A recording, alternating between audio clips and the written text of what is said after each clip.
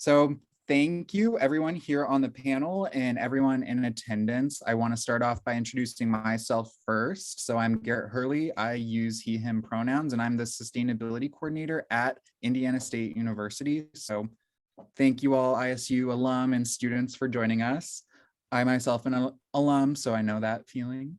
And I am speaking to you from traditional homelands of the Way peoples who are part of the traditional Miami Confederated Tribes. And I take this moment to honor and respect the care of the land and their peoples, past, present, and beyond, and invite you all to also understand and acknowledge land that you are on, and invite us all to do better for the collective good, for sustainability, and for all that we want to do. So with that being said, I also want to take a moment to set up this panel, and I'm not introducing our panelists, they'll introduce themselves because I always find that that's better. And the Careers in Sustainability panel is meant to uplift experiences of folks that are doing sustainability work and working to integrate sustainability into all career fields. Here at ISU, we support sustainability education through multiple degree programs specifically for sustainability, and then also for degree programs that integrate sustainability across disciplines. So today we have 4 lovely panelists that represent graduates of our programs, here to talk about all the work that you've done, doing, and want to do. And we are also recording this presentation to provide for students that could not be here with us today. So I'll give each of you an opportunity to introduce yourself with name, position, and how your current role and journey relate to sustainability. And I'll just go ahead and call out one by one so that it makes it easier for all of you. So we'll start with the top of my screen of Hannah. Thank you for being here. Yeah, great. Thank you. I'm really excited to do this. So my name's Hannah Veldheisen. I graduated with a Bachelor of Science in Geology in 2020. Yeah, 2020. And so now I'm currently a graduate student at the University of Illinois, again in kind of the geology department. And currently I'm focused on developing tools that can be used for groundwater management or remediation. So more of like a research role in graduate school. And then I hope to continue that once I graduate by working in some sort of government sector, maybe like the US Geological Survey, state survey, to be able to manage groundwater. Thank you. Thanks, Hannah. It's awesome. And it's awesome to have you here. Hannah was one of students I get to claim that was here during my time. So welcome. Scott, you are next on my screen. Hello, everyone. Oh, I see it's filling up in there. My name is Scott Salmon, like the fish. My position, I am technically an independent contractor. That's kind of what's going on right now. But I do most of my work for Friends of the White River, which is a nonprofit organization here in Indianapolis, Indiana. Kind of focused on Indianapolis, Marion County, and Hamilton County, because that's where a lot of people live. And there are a lot of things going on with the White River right now. Friends of the White River it's a membership organization. There's about 500 dues paying members, and they get to show up to an annual meeting every year and decide if we get to keep our jobs. So that's a joke. They really don't. The board does that. But so yeah, I kind of sit between the board of directors and the members and all the other organizations. As far as my journey through sustainability, I graduated in 2007 from Indiana State. I had 2 majors, one in economics, which is in Homestead Hall, and the other one was in basically outdoor recreation, which was in the arena. So I had to walk between the two quite a bit. And those 2 things, no, I don't think anyone else in the history of Indiana State took those 2 majors together, but it's actually served me quite well. Just that analytical skill set applied to the outdoors. Before there was a sustainability program, being able to use economic analysis and do math is really helpful. especially when you go into an organization where that skill set isn't really prevalent. I worked for Indiana DNR for a couple of years, and then after the Great Recession of 2008, I went back to grad school at IU. It's now the O'Neill School of Public and Environmental Affairs, and did a master's of public policy in environmental policy and natural resources management. And they had just started a sustainability focus when I was there. But I was really interested in a lot of the hard science classes and management. After that, I worked for Indiana DNR for 5 years as the state's restoration biologist, dealing with fish kills, so water pollution into the river, resulting in dead animals, and would manage the legal case against the responsible party and train folks on how to respond to that. And then I left in 2017 and started doing this independent contractor gig with a number of different organizations, outdoor education and also natural resources. And yeah, that's my journey. Thank you, Scott. And I forgot to also ask you all, but you both already did it. Your graduation date here, and then your program you graduated with. So thank you both for already doing that. And we will move over to Julie. And I do want to say thank you for questions. We'll answer questions near the end. So send as many questions in as you get, and we'll go about them through the end. But Julie, go ahead. Hey everybody, I wish I could see everybody, but I'm Julie Whittaker, and I graduated from Indiana State in, 2013 with a human and environmental systems major. I think that's what it was, and a minor in environmental health. And really my career in sustainability really started from my environmental 101 class. I had a professor, Dr. Jim Spear, who had an environmental 101 class, and I was in it just kind of randomly. As an incoming freshman, I didn't really know what I wanted to do. And that class really inspired me to be able to go outside and do tree core samples and test water samples. And I just was like, wow, this is so cool. And from there, Jim Spear, that my professor at the time, he actually created the Office of Sustainability at Indiana State University. So I was actually the very first hire of the Office of Sustainability at Indiana State. So it's so full circle. So once I worked there all 4 years in the Office of Sustainability, creating many programs that you guys are still using today, I went on and was a naturalist. So I taught kids different topics in a camp, I guess you would call it. And then I worked at the Department of Natural Resources in the floodplain management team. And then I also worked at an energy company in the natural gas sector. So I learned a lot about energy and natural gas. And now I work at Valparaiso University, and I am the lead on energy and sustainability here at the university. So really what that entails is anything and everything that comes to sustainability and energy, it's all on me. So I do energy competitions, do the recycling. We just started a campus garden this year. All of the things that you guys are probably seeing on your own campus are things that we're doing and starting here at Valparaiso. So I'm really excited to be here and, talk about the biggest topic that we all need to be talking about is sustainability. So thanks for having me, Garrett. Thank you. And then last but not least, I'll throw it over to AJ.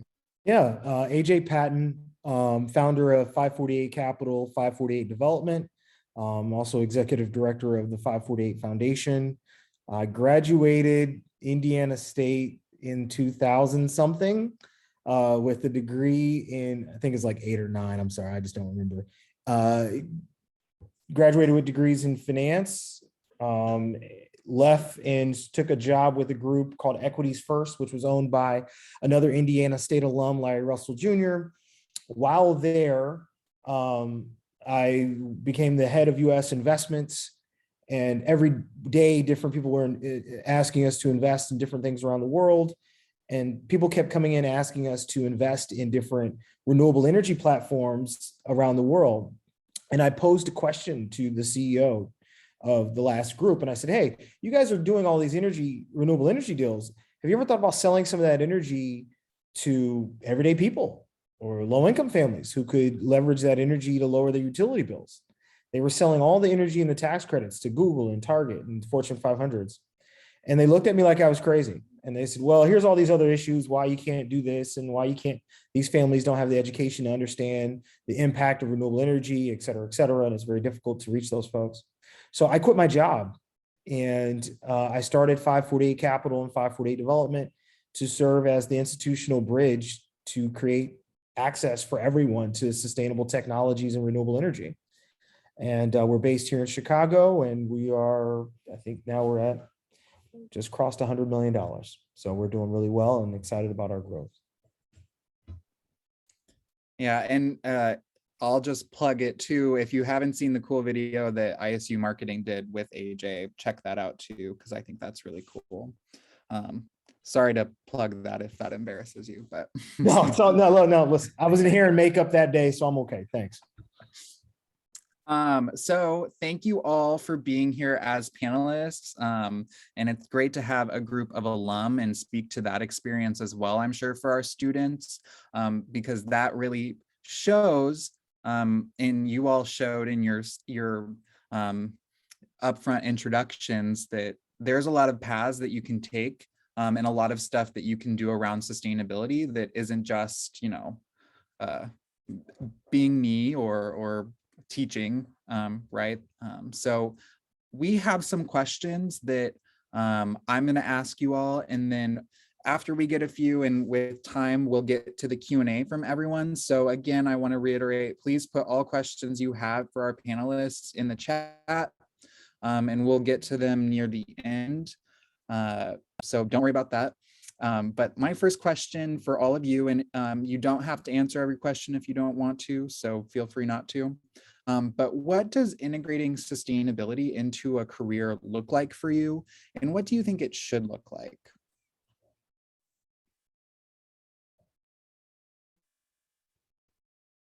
And I'm sorry to ask tough questions right off the bat. I guess I can start. I mean, mine's easy because in my career, it's everything that I do. But previously working at Valpo and sustainability, I had always been looking for positions that were going to benefit the environment or benefit people or benefit the way that I wanted to live my life. So you can pick and choose, even going to companies that have valued company values, going to a company that's going to care about sustainability initiatives. They're going to, care about this topic. And integrating sustainability into a career, it goes in so many realms. You can see all of us have done so many things, from working at DNR, where it could be fish or floodplain or soil testing or water testing, all the way to, the business side of what AJ is doing. So sustainability can really be discovered in any career. And if you have a passion for it, most companies are going to be turning into this realm of being sustainable, because it's better for the people, it's better for the environment, and it also saves money down the line in so many different ways. So even if you go work for a company that's not necessarily environmentally friendly, you can start your own sustainable initiatives within that company. So it's about being creative and, looking what you value.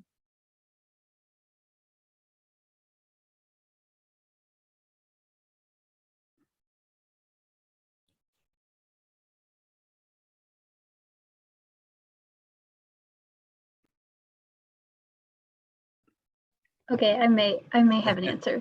I feel like, yeah, so again, just to reiterate, I am a geology major, but I would say sustainability for me is more so focused on like the research aspect, right? I'm like in a laboratory doing these experiments with groundwater and kind of building tools or building like new ways that we can either monitor groundwater or monitor contaminants in the groundwater, look at like reservoir capacity and like how we're using that groundwater and how it's being distributed. So I would say personally for me, within our department, we take sustainability initiatives, like Julie was talking about, but it's also more so focused on like the research aspect of it.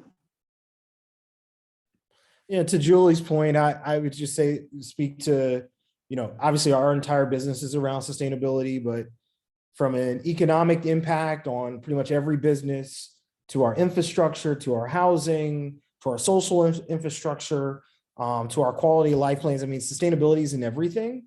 And so you're starting to see just investment strategies around sustainability. My degree's in finance. So social impact investments, you're starting to see even the what they refer to as ESG, environmental, social, and governance investments, ESG type strategies, all of that institutional approaches to sustainability. So there's kind of like, it's kind of hard to get away from it more than how tough is it to get towards it.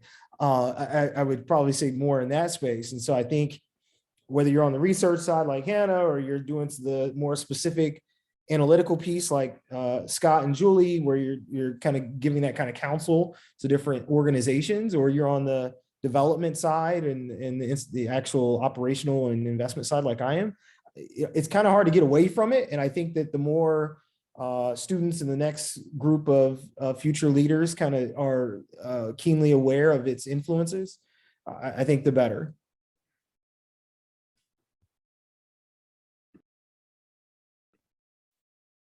All right. Thank you all. And kind of bridging off of that, of looking into the future with respect to careers and business, and what our students are looking at in the next 5 to 10 years, and ourselves, right? We're still in the workforce.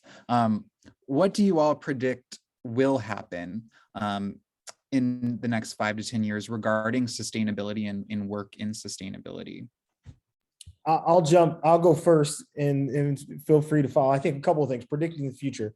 I think the two big things that I think need to be at the top of everybody's mind. One, EV charging stations and the EV infrastructure, massive opportunities there.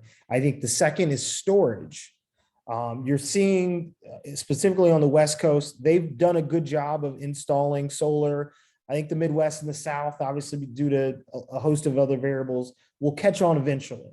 But by the time they catch on, the other markets will, to get out on the front edge, will start to talk about storage and how this renewable energy can be stored and then used at the higher, capacity times when people are using stuff. Everybody gets home at 5 o'clock. So from 5 to 9, that's when energy is most used, blah, blah, blah. Storage will be the next iteration, and that's will be the next kind of major investments. And so if I were kind of trying to get out in front of something, those would be the two big things that I would kind of put my arms around, or at least try to understand from where the marketplace is going. I think maybe Scott will beat me to the punchline here, but I would also maybe throw in a honorable mention of water conservation and where's water involved in all of this, because I think that's something that we're going to need to solve for and invest into.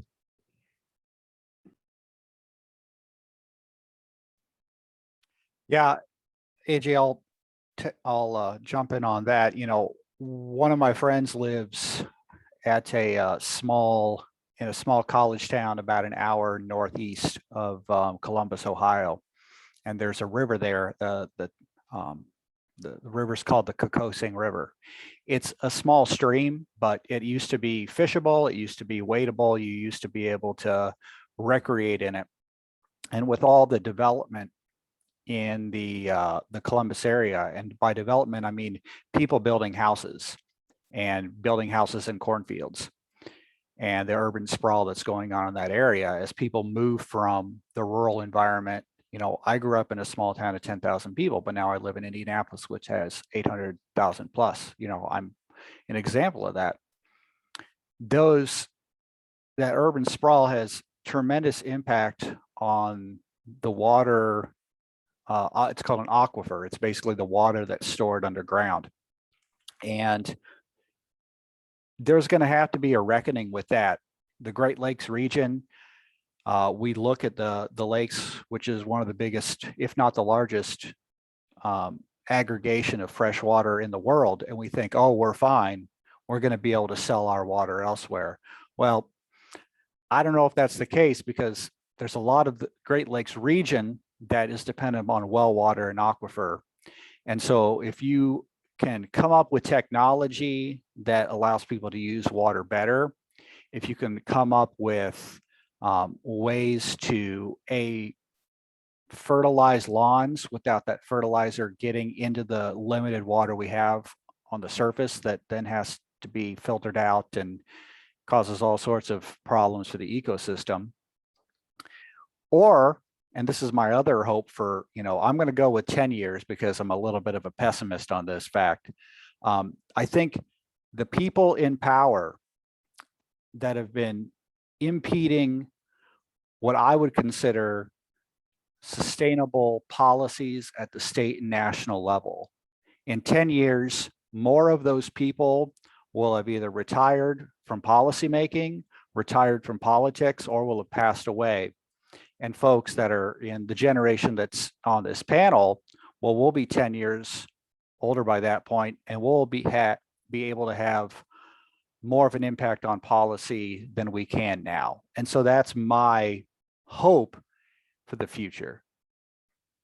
Can I just add, Garrett, as you transition to the third question, just to, in the most professional terms, say about what Scott just said. Amen. Amen. That was so well said. I just love what he just said. That was just spot on, brother. Well done.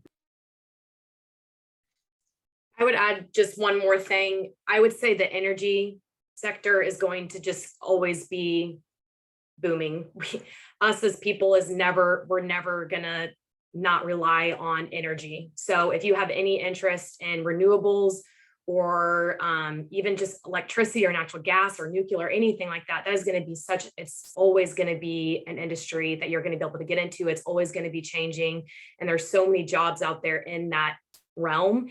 And once you just learn about one area, when it comes to energy, it opens up so many different doors. I worked at a natural gas company, and that's not something that I would initially want to do, but I learned so much about how it all works. And then also taking care of the buildings that we have. I think the more we grow, we're supposed to have over 10 billion people by 2050. How are we going to have all these people here? How are we going to sustain all of this life with the land that we have? And how are we supposed to feed all these people? There's so many of these big concepts, but I would say just energy and how also keeping intact of what we have and sustaining right now, because in a couple of years from now, we're gonna have so many more people, and I don't even know how we're gonna be able to take care of all of it. Yeah, thank you.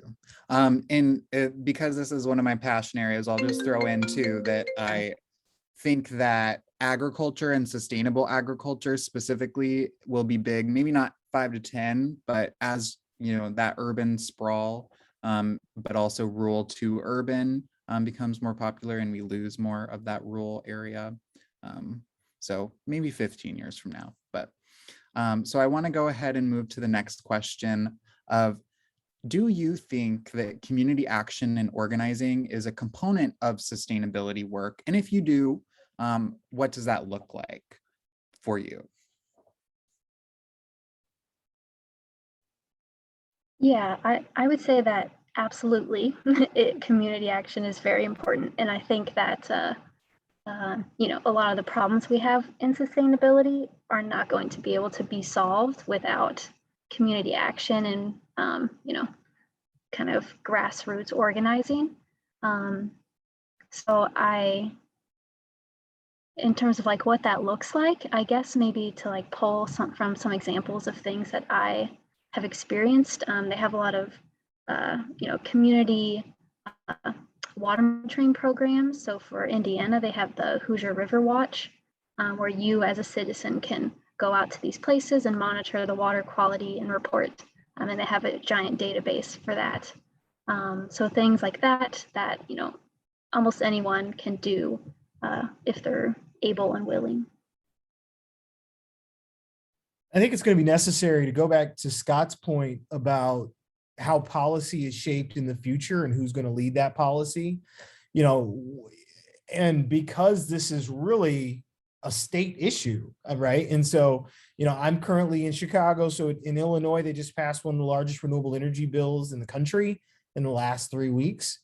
But you cross the border one direction or the other, very different world, right? But my bigger concern is that how inclusive is that advocacy, right? I'm born and raised Terre Haute, Indiana. What I would love to see more than anything, I don't want to say, when I talk to policymakers and mayors around Indiana, I rarely talk about climate change because that's not the language they speak, but the language that they do speak is jobs. And where I think we can reiterate or kind of get their focus is that, hey, this is coming whether you like it or not. So do you want to train up that job force to take advantage of these particular economic opportunities and get out in the forefront? Because there are markets and submarkets where they could vastly benefit from, all of that stuff that's happening around Terre Haute. There's going to be massive solar farms that are going to come to, the outskirts, using Vigo County as a particular, example, right? And so I think even to the advocacy part can be, okay, you may not want to be a tree hugger, but does that mean you want to be open-minded to who gets those jobs and why, and the impacts of those jobs, right? We all want clean air, clean water, and we want to think about what that next generation's quality of life looks like. But if you're just the most pessimistic person ever, can I at least interest you in a good job? And that usually crosses all political lines and philosophical lines.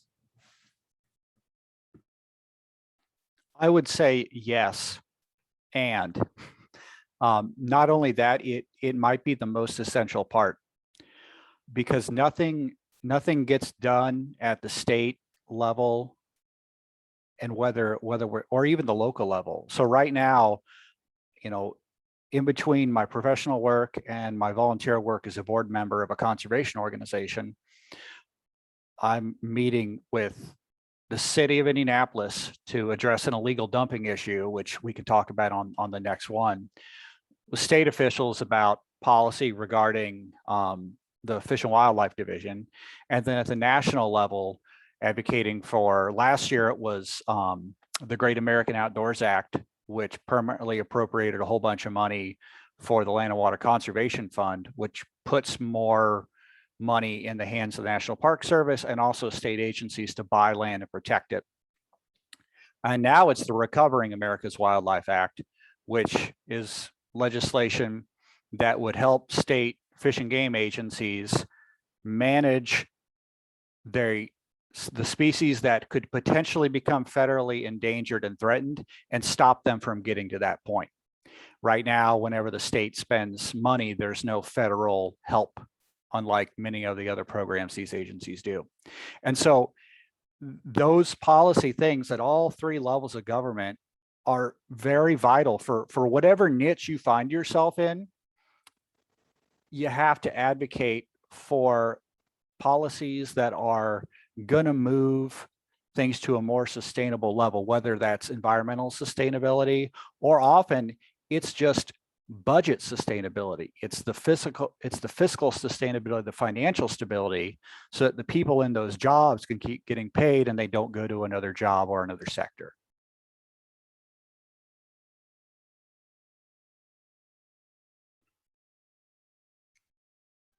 Leaving a moment to breathe. All right. And you all kind of hinted at some of what this next question is getting at too. So I want to make sure I would like to hear from everyone if you have thoughts on this. But can you speak to how social justice and issues within advocacy, within justice, within all of that realm interacts with your role, and why it is important to sustainability work?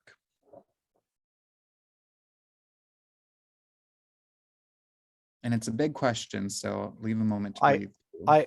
I can talk about this is what I feel like I've been dealing with all day. So if anyone is Indianapolis, Indiana, or Hamilton County, the river flows for dozens of miles through both counties, and many communities have embraced the river, like Noblesville has a river walk, and then you have Broad Ripple. We were talking about that beforehand. You can see the river from there. There's a nice park. Downtown, the convention center, you can look, it's a central part of the downtown area. The river isn't for everyone, and that's a big problem. Just a few miles, not even a few miles, like a mile, 16th Street, just north of downtown Indianapolis, there's an area called Hawville. There's a famous Indiana State grad who's a rapper and a performer who's from that area. I can't remember his name. Tevin. And he has a thing about Long's Donuts on YouTube. Look it up. It's great. But this is his community, right? And the issue is there is a property called Belmont Beach, which is right along the right. We call it River Right, which is if you're going down the river, it's on the right. So River Right, but the West Bank. And this area of Belmont Beach, back in the day when swimming was segregated in the city of Indianapolis, it was the only people who are black could swim. They couldn't swim anywhere else in the river. And this was the spot that was just downstream of the meatpacking plant. So they would have to swim in these areas filled with carcasses. It was gross. I can't even begin to imagine how bad it smelled. And this was, when everyone treated the river like a dumping ground. And so there's a lot of social memory in this area. This is the one place in Indianapolis that has a low-head dam that has absolutely no warning signs. A low-head dam is basically if you got a river and then there's a dam and the water goes over, it recirculates. People have died on this low-head dam and low-head dams across the country. There's warning signs on dams all over the Indianapolis area, but there's none here because the city owns it as opposed to the water utility. So is that just? I certainly don't think so. A kid passed away, their 16-year-old kid passed away back in April when he went over the dam. That's not justice because you don't see people passing away at other dams because there are signs. Just, I would say 500 to 1,000 yards downstream is the premier illegal dumping site in Indianapolis along the river, because there's a road that goes down that's completely blocked by lines of sight. And I've cleaned this site up twice this year, pulling tires and trash and you name it, we found it down there. And as soon as we got done with our last cleanup, the dumping started again. When is the city going to take responsibility for this fact? Because you don't see illegal dumping in neighborhoods like Broad Ripple or in Noblesville, or you don't see illegal dumping downtown because the city has taken an interest in those areas, but they've kind of left this area and abandoned it and kind of for the last year have not really engaged in it much. And that's how these things work. That's what it looks like on the ground. You see money being spent in these areas and other neighborhoods having to deal with illegal dumping. There was actually a fatality at this at this river station site a few days ago. Where's the money being spent? Why is it being spent there? Why is it not being spent in an equitable distribution? And I've gone on way too long, but that's what this looks like. Real world example right now. Not too long. Thank you for sharing. And I think that's a great example of on the ground work in how social justice is a key component. I want to throw it out to everyone else too, to share what your thoughts were about the question. Yeah, sure. I'll very similarly, I think my big thing is about the holistic approach of how these problems get addressed, right? So if we're going to make all of our buildings entirely all electric, or we're going to pass a bill that says there's percentage of renewable energy that needs to be on all new construction, who gets those jobs? Are we training folks in other communities that have disproportionately been impacted by these environmental shortcomings? They should get first crack at those jobs. And if they're not prepared for those jobs, then we need to create resources to train them for that. And so that has been one of the big things that we advocated for, and we've done successfully on that. I think secondarily, once those jobs are created, also who are the businesses that are then contracted, and where those, how many of those people are hired from those programs, how many of those businesses are owned by people from the communities disproportionately impacted by the things that Scott just referenced. Those were a couple of things. And then also, when you think about renewable energy, we'll use that as an example. If I were to say a house that has rooftop solar, you're probably thinking of a mansion in the suburbs or some, fancy downtown condo, where we need to change that and say, hey, no, what about that 6-unit building on the south side of Chicago where working class people live? And we advocated over the last 3 years to say, okay, well, if they can't afford to get renewable energy, what resources are there for them to access that? And the state has responded, right? And so now they've got this program called Solar for All, where you can get, if you live in a multifamily building, and you can advocate that your owner can go and get solar installed on the roof for free. That's valuable, right? If you want to make energy efficient improvements by capping your doors and windows, or energy efficient Energy Star appliances, et cetera, low flow faucets, you can get access to those resources at a discounted or a free rate through different programs spread out throughout the state. That takes advocacy. To Scott's point earlier about, now you've got to bang the drum, and you've got to do it in a consistent manner and a sophisticated manner that folks can understand the who and the why, and then the impact. I believe Julie was talking about impact earlier. And so I think that's that connective tissue has to come full circle. And then also, then down the line, you're going to see the impact, both environmentally, and then you're going to lower people's utility bills. And then you're going to see things like quality of life and health impacts as well. For these families these children are disproportionately exposed to natural gas. So then they've got asthma at a multiplied rate than other communities. And so that advocacy from a social justice lens has a multitude of impacts. And so that advocacy really matters. I can spring off of that really quickly. For anyone that doesn't know, the EPA released some data here recently that Indiana is ranked #1 in the #1 state that releases the most toxic waste in the whole entire state. And the region that does it the most is where I'm at, which is Northwest Indiana, about where Valparaiso is at. Just in the last 2 months, we have had 2 different spills, contamination spills that have happened in our Great Lakes. It's very concerning because these companies do not care. They just flat out don't. The EPA will just slap them with a huge fine and they just pay it. What are we supposed to do about that? Is it can get very overwhelming sometimes. And that's why, policy is so important, in advocating and voting for, these people that are going to support the people that live in these communities.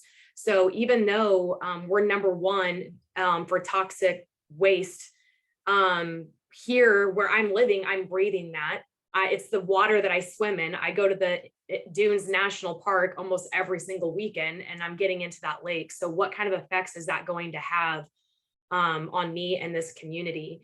And I don't know if I know that answer. We don't really know what can really be happening, and that's the scary part. So getting scientists out there and doing those water testing and testing the air is so important, because it's helping the people and their public health. So public health is a whole nother thing that can get wrapped up in sustainability, is an extremely important.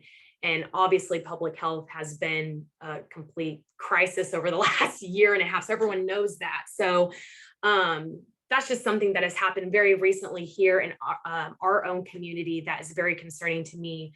And I wish there was some better ways that I knew that we could stop, big companies from doing that. But I don't have any say. All we can say is talk about it, inform people that this is going on, and then hopefully motivate, you guys that are in school to go into these type of careers to, future stop this.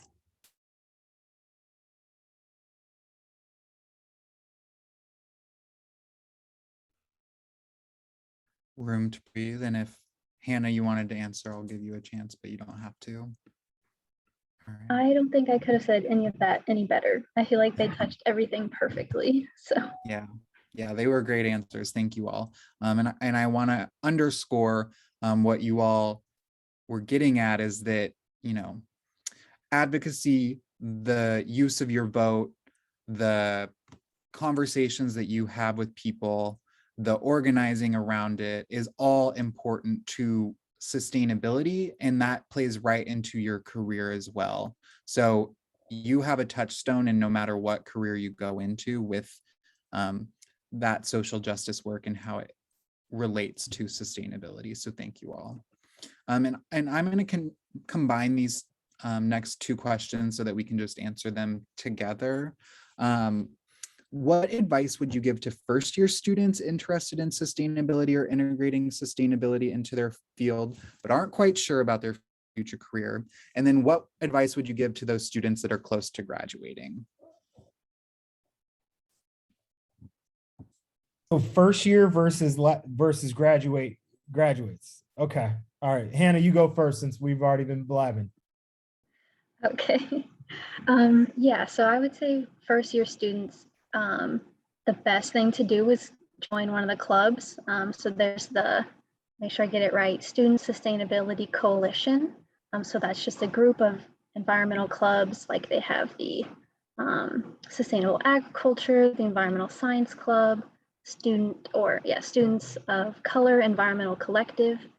So those are clubs that you can just join, even if you're not a sustainability major, you're not a environmental systems major. I think they accept everyone. And then also the Office of Sustainability does have a few programs that I was trying to look through last night on their website, but one that kind of stood out was an eco rep. So you can be part of the Office of Sustainability and kind of like a leadership role, developing programs that they put on at the university and in the community. And then I guess as far as like if you're near to graduating, my best advice. You just did it. Okay, yeah. I guess that's all. No, I'm saying you just did it. You have the best perspective. Oh, yeah. What was your outlook when you were graduating? Yeah, I knew I always wanted to do something with sustainability and the environment. So my main focus was I basically looked at USA Jobs, had a lot of career listings and state departments of ecology, water surveys.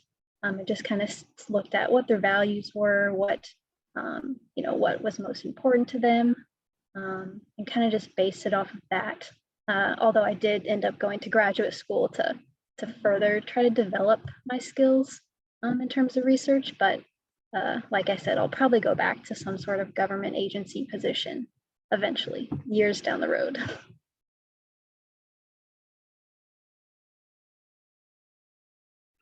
Thank you, Hannah. I would say if you're a first year student or sophomore, junior, internships is so important. And I'm sure you hear that all the time, but it really is. You go to college, you sit in class, you do all the homework, that's gearing you up to be, more of a professional. But when you have these internships that allow you to learn how a business is running and how things just flow is so important. So really get out there, try to find internships or jobs that you're interested in. And I would say if you're graduating soon, don't be very stressed out about finding that dream job. If you're like me, I was like, I want to work on a campus and be the sustainability coordinator. That's what I want. I have to do that. It took me 4 years to get here. Whatever you're applying for, if it sounds interesting and you're not going to hate it, just take the job. It's always so much easier to get a job after you already have some experience.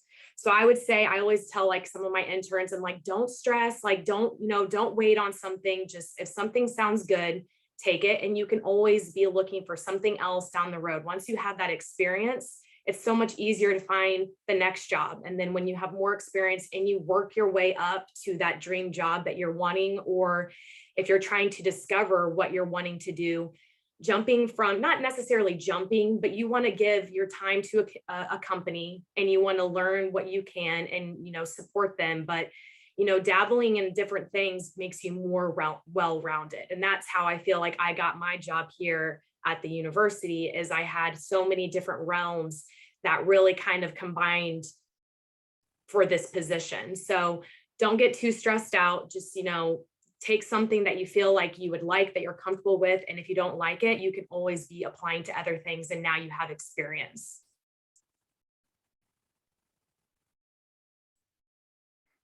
Find out what you are passionate about, and not like video games and sports, but like what you can actually find yourself focusing on for hours at a time in class.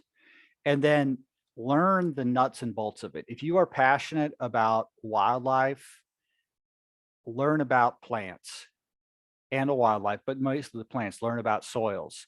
If you want to work in water, learn about fish, learn about macroinvertebrates, learn about the chemistry.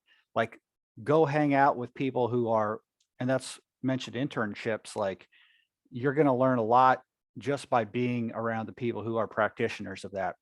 If you're passionate about solar panels, like hang out with the people actually installing it, learn all the different kinds of panels, the bolts that those panels are affixed, learn about roofs, learn about those details that I would consider nuts and bolts stuff.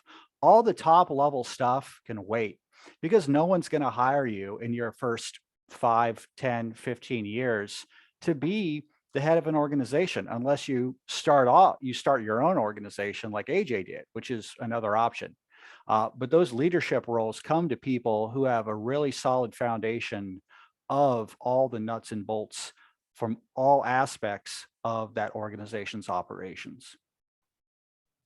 And to combine those last 2 points from Julie and Scott and so forth, one is look at it holistically as an industry. I hire accountants, I hire operations people, I hire lawyers, I have consultants, I have analysts. So even if you're not, I'm not a biology person, I don't know soils, I don't know water, I'm not that smart.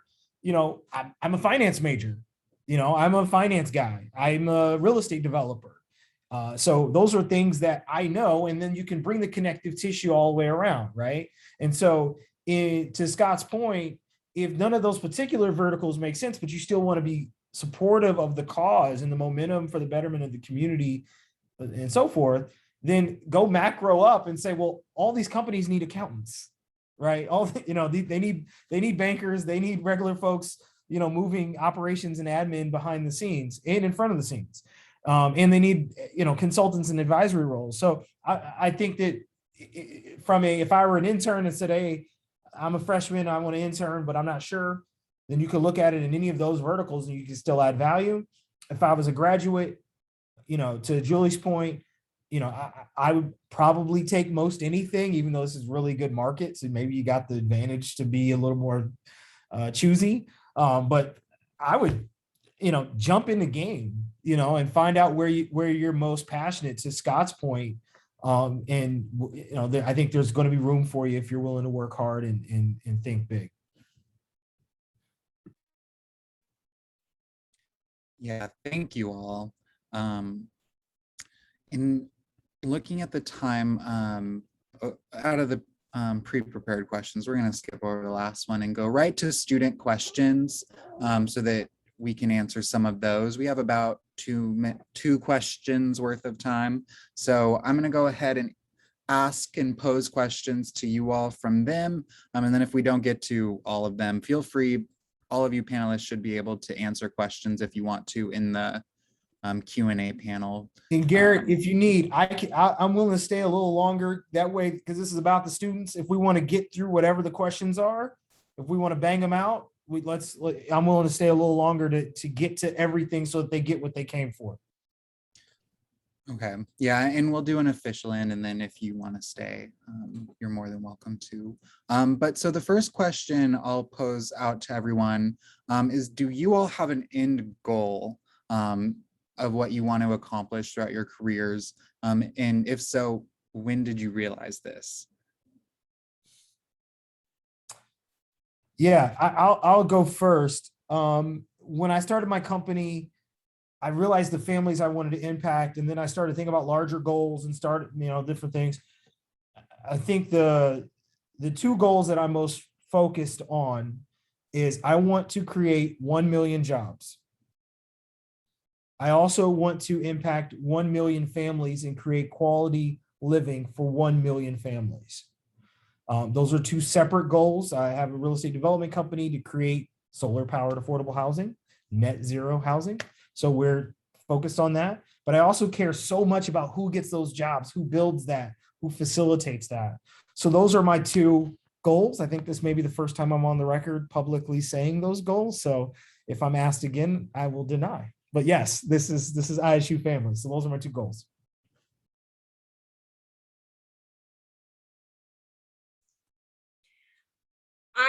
I peaked.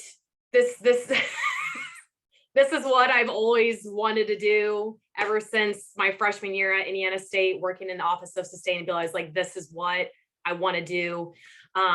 So I've peaked, but my goals are always ever changing. So now, you think about your career so much when you're in college, but my advice too is what's going to make you happy. Your job is, where you spend most of your day. So make sure you're choosing something that makes you happy, but what's going to make you comfortable in your own life. So right now it's like, I have my career that I want. Now, how am I going to, sustain my own life and make myself happy? Is that having my own land and having a farm? Definitely. That's a goal that I'm going to have in the next 5 or 10 years, is how would I get land for myself? So I've peaked in my career. We'll see where it goes next. But yeah, that's all I got.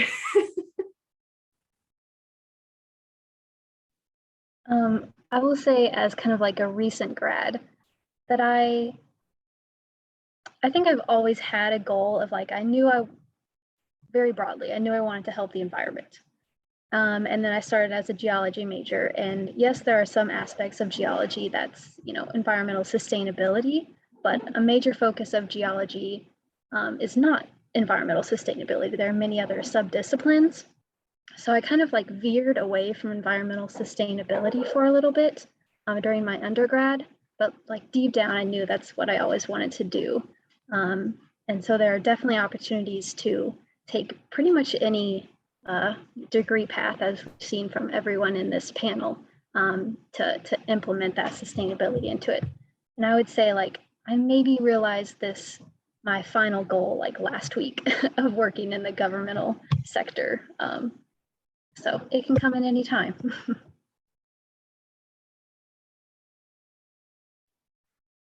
Yeah, all I ever wanted to do was become a scuba instructor. That was my career, career prep class when you're like 14 and a freshman in high school. And so I went to a scuba shop down in Bloomington, and I was like, this is pretty awesome. I was already a certified diver at that point. So, one of the first things I did after starting my independent contractor gig was become a licensed certified scuba instructor. So I've peaked as well. Everything else on top of that is just, just using the skill set and training. And I really like Hannah's in grad school. Like, there's some grad school questions. I'm more than happy to answer some of those.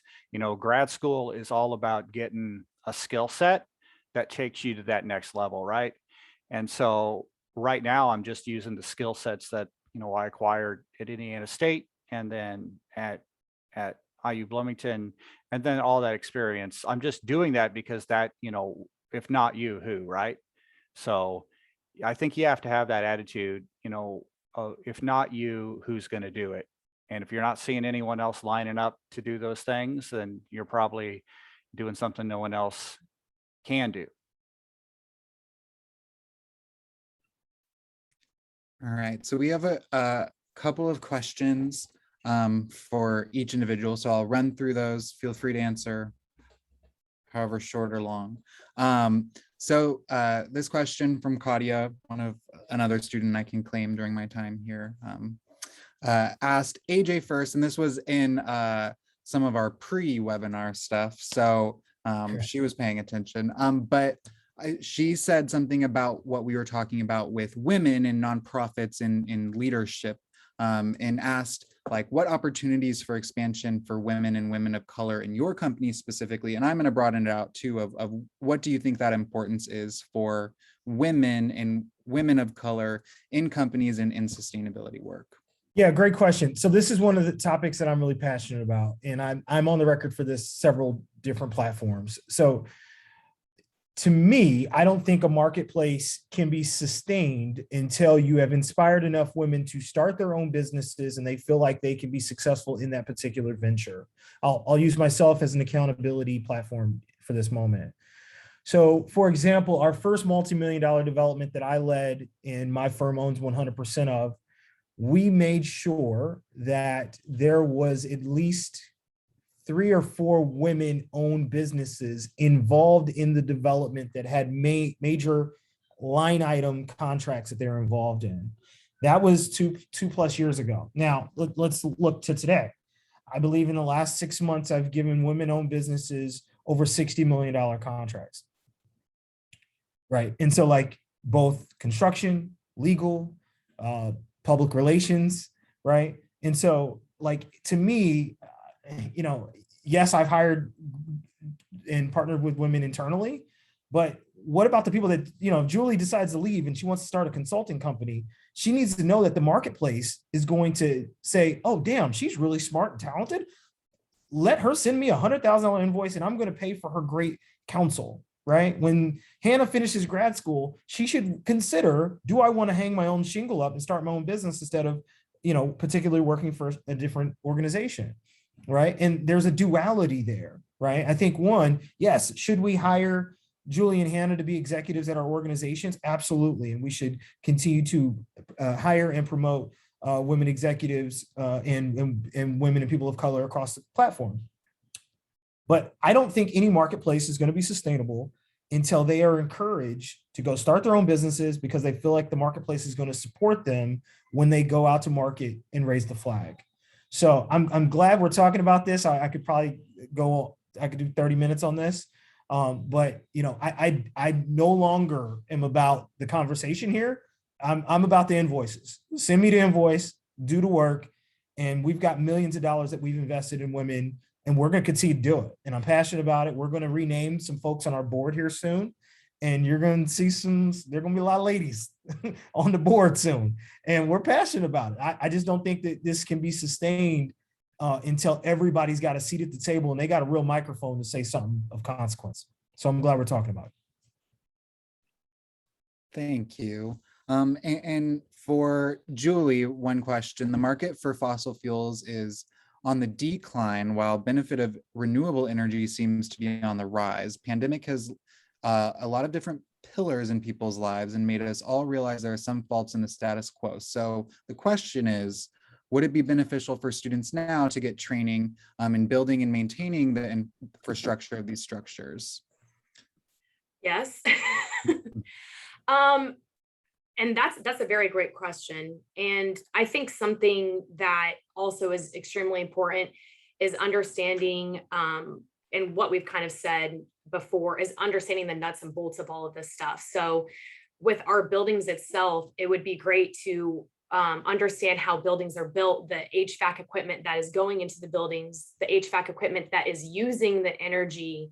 You really got to understand some of that stuff. So if you are interested in those type of sciences and math, you know, engineering could be a really good course for you to go into that is very global and very broad with that type of topic. So when you're talking about that infrastructure, it's not only is it going to be what are we going to do with the coal firing plants? What are we going to do with the solar? What are we going to do with all of these things? Those are all very big problems that we need to solve. But I think a lot of those are going to come from our engineers. So if that's something that you're interested in, and that's something that you think that you might want to go into, maybe engineering could be a place where you might be able to put your foot in the door and discover these type of possibilities. And training, I know here at Valparaiso, we hire several engineering students to do a lot of our energy audits on campus, but also do our project management. So they're learning about HVAC, they're understanding how project management works, they're understanding about maintenance, they're getting up there when we're putting the solar panels up. So, you know, that type of career path might be something that might fit you if that's something that you're interested in. I know I said this for Scott, but I want to repeat this for Julie. Amen. Dude, I don't know any broke engineers. Yeah, right. Not one. I don't know a single broke engineer. Electrical, structural, mechanical, plumbing, every single engineer I know is eat sushi. They're living a good life.